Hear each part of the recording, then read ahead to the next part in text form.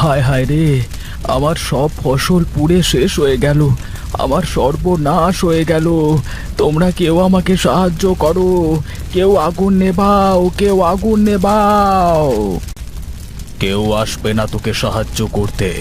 তোকে আগেই বলেছিলাম যে ভালোই ভালোই আমার সব পাওনা চুকিয়ে দে। আমার আমার এ কি সর্বনাশ করলেন বাবু? এখন আমি কি করে আপনার দেনা শোধ দেব? কে বলেছে তোকে দেনা শোধ করতে? তোকে আর আমার দেনা পরিশোধ করতে হবে না। এখন থেকে তোর বাড়ি, মাঠের জমি সব আমার। না, এটা অন্যায় রমেশ বাবু। আপনি ইচ্ছে করলেই যা খুশি তাই করতে পারেন না। কি বললি তুই? আমি যা মন চায় তাই করতে পারি না?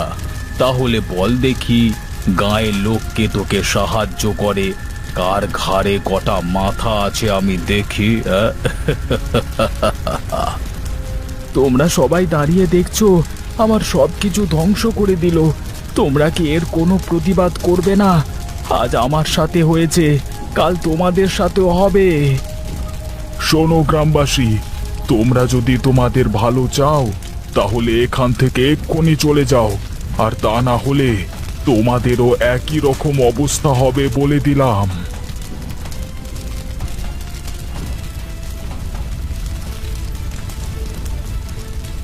দেখ, এখন আর কেউ নেই, তোর ফসলও সব পুড়ে শেষ। যা, এবার তুইও এই গ্রাম ছেড়ে চলে যাবি। আর যদি কখনো তোকে এই গ্রামে দেখেছি, একটা কথা কান খুলে শুনে রাখুন রমেশ বাবু, আমার সাথে আজকে যে অন্যায় করলেন তার মাসুল একদিন আপনাকে দিতে হবে।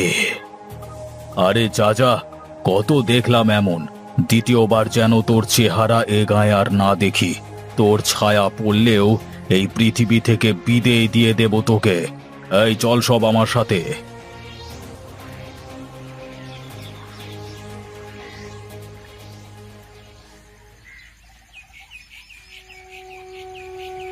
হে বিধাতা, আমি তোমার কাছেই বিচার দিলাম। যারা আমাকে ঘর ছাড়া করলো তাদের তুমি দেখে নিও। ওহ, আর শরীরটা চলছে না, খিদে পেট জ্বলে যাচ্ছে, কিন্তু এখানে তো আশেপাশে কিছুই চোখে বাঁধে না। না, কিছু পাওয়া যাবে না। একটু জল খেয়ে নি ঘাট থেকে, তাতে বরং পেটটা ঠান্ডা হবে।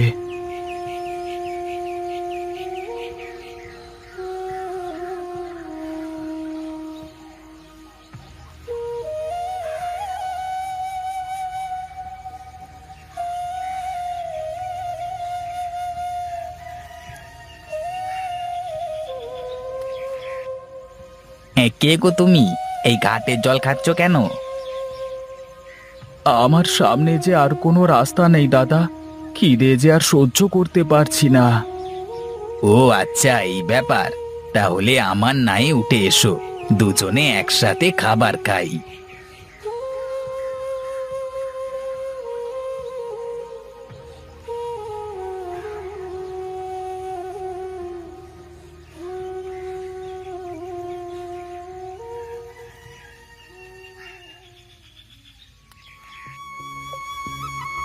তারপর কোথায় যাবে তাহলে এখন তুমি?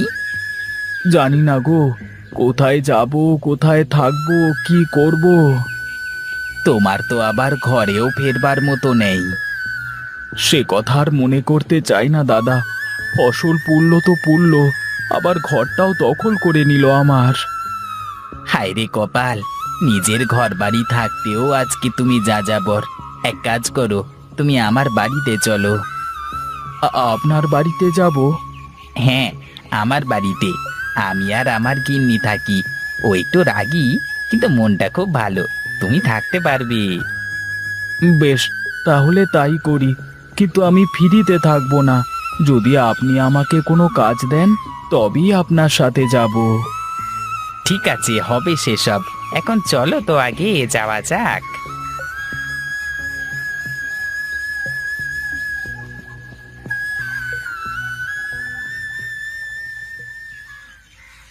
বিকাল গড়িয়ে সন্ধ্যা হতে চলল, এখনো লোকের আসার খবর নেই।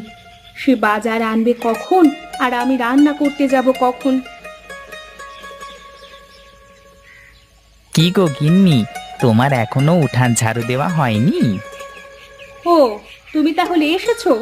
বলি এখন বাজার নিয়ে আসলে রান্না করব কখন শুনি? আহা গিন্নি, সাথে দেখছো না লোক আছে, একটু আস্তে কথা বলো না। তাতে কি হয়েছে? আমি কাউকে দেখে ভয় পাই না। তুমি জানো না আমার বাবা ডাকাত দলের সর্দার ছিল? আমিও কম যাই না। তা তুমি কে ছোকরা? আগে আমি মাধব বৌদি। বৌদি? আমি আবার তোমার বৌদি হলাম কবে থেকে? আমি তো তোমাকে চিনি না, এই প্রথম দেখলাম। আহা, আমি যদি ওর দাদা হই তাহলে তুমি তো বৌদি হচ্ছ নাকি? হ্যাঁ, তা অবশ্য হচ্ছি, কিন্তু তুমি কি জন্য এসেছো সেটা বলো তো আগে। বুঝলে গিন্নি, ওর না এই দুনিয়ায় কেউ নেই, বেচারা অসহায়। ও এখন থেকে আমাদের সাথেই থাকবে। আমাদের সাথে থাকবে মানে? কোথায় থাকবে? আর কে খাওয়াবে ওকে শুনি? আমাদের পাশেই তো একটা ঘর ফাঁকা আছে, ওটাতে থাকবে। আর খাওয়া ওর রোজগার ও নিজে করবে। চলো মাধব, তোমাকে তোমার ঘরটা দেখিয়ে দিই।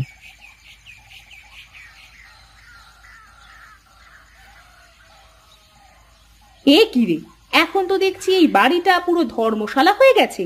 যখন যার ইচ্ছে আসবে, থাকবে, খাবে।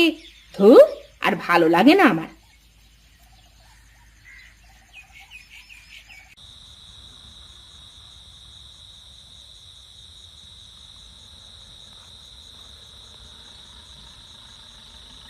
বাহ বৌদি, তোমার হাতের রান্না তো খুব দারুণ।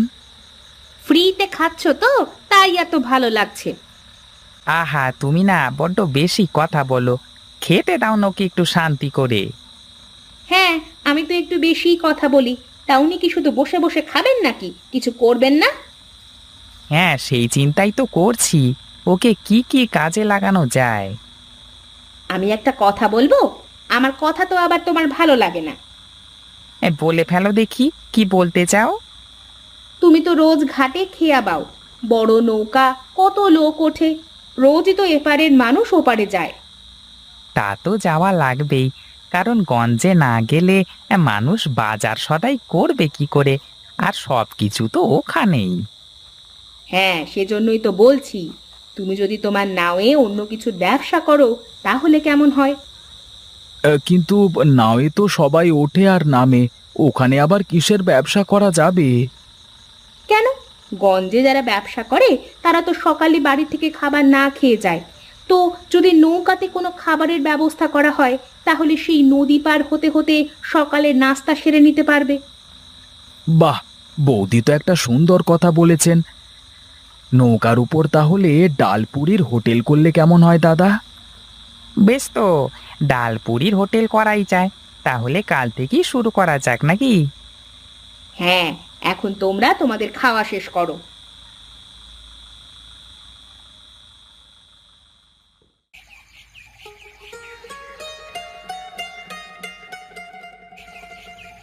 ও হেমন্ত দা, যাবে নাকি আজকে?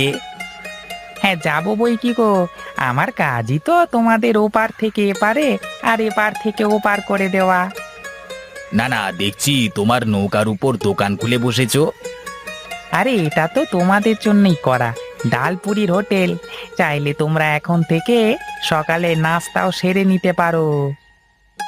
তাহলে তো বেশ ভালোই হবে গো দাদা। হ্যাঁ, সবাই তাহলে উঠে বসো, আমি তোমাদের পৌঁছে দিই।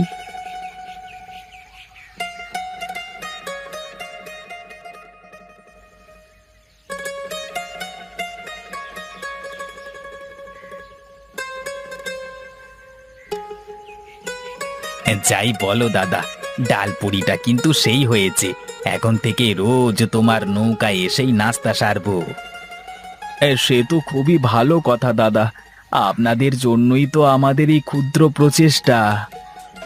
হ্যাঁ বুঝলে সুকেশ, এখন থেকে আমার নায়ে শুধু মানুষই পার হবে না, সাথে নাস্তা করবারও সুযোগ থাকলো। দাদা, এবার তোমার নায়ে আরো লোক হবে দেখবে, সব ঘাটের লোক এই ঘাটে চলে আসবে। সবই আপনাদের আশীর্বাদ দাদা। আপনারা পাশে থাকলে আমরা আরো কিছু করতে পারবো।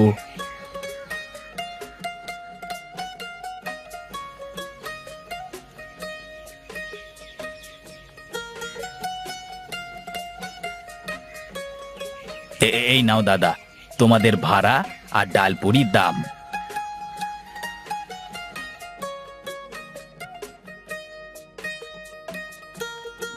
বুঝলি মাধব, এখনো পর্যন্ত কেউ কখনো আমাকে একসাথে এত টাকা দেয়নি। ঘাট পার করে তো 2 পয়সা 1 পয়সা রোজগার হয়, কিন্তু এই প্রথম এত টাকা দেখলাম। এ তো কিছুই নয় দাদা, আরো অনেক কিছু হবে, দেখে নিও।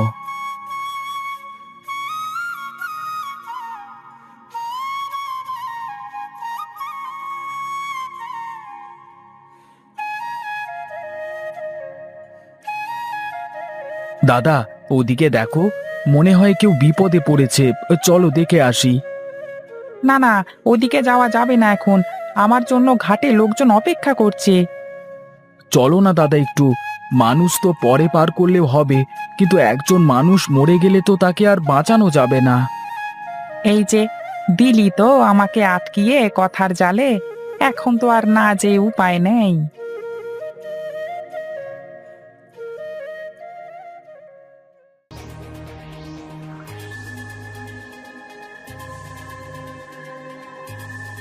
দাদা, দাদা, আমার মেয়েটাকে বাঁচান, এক্ষুনি হাসপাতালে নিয়ে যেতে হবে, তা না হলে আমার মেয়েটা বাঁচবে না। ঠিক আছে ঠিক আছে, এক্ষুনি নৌকায় তুলুন।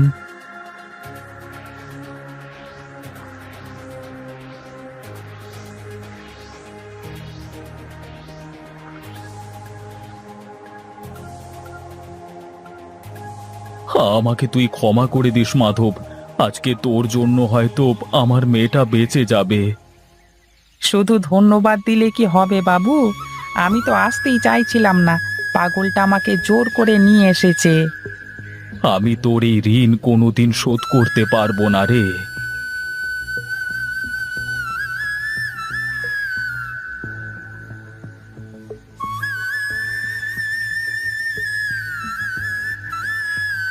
আরে বাবু, আপনি হঠাৎ? হ্যাঁ রে, আমি তোকে গায়ে ফিরিয়ে নিয়ে যেতে এসেছি। কিন্তু বাবু, আমি কিভাবে ফিরে যাব? কোনো কিন্তু নয়, আমি তোর সব জমি বাড়ি সব ফিরিয়ে দেব। তোর যা ক্ষতি করেছি সব পুষিয়ে দেব। এতদিনে তোর জমিতে যত ফসল হয়েছে সব কিছু তোর। তাহলে ঠিক আছে রে মাধব, এবার তাহলে তোর ফিরে যাওয়া উচিত। সত্যি বলছেন বাবু? আমাকে আমার সবকিছু ফেরত দিয়ে দেবেন? হ্যাঁ সত্যি, আর তোকে আমার কোনো পাওনা পরিশোধ করা লাগবে না।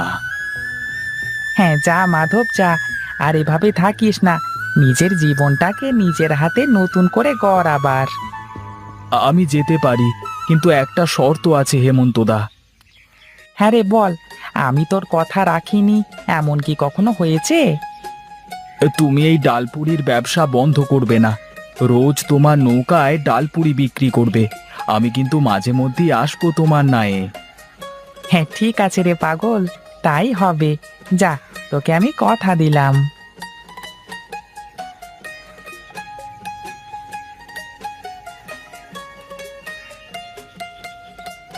হ্যাঁ, পাগলটা উড়ে এসে জুড়ে বসলো, মনের মধ্যে জায়গা করে নিল, আর আজ আমাকে ওর শখের ডালপুরির ব্যবসাটাও দিয়ে চলে গেল। যেখানেই থাকিস ভালো থাকিস তুই।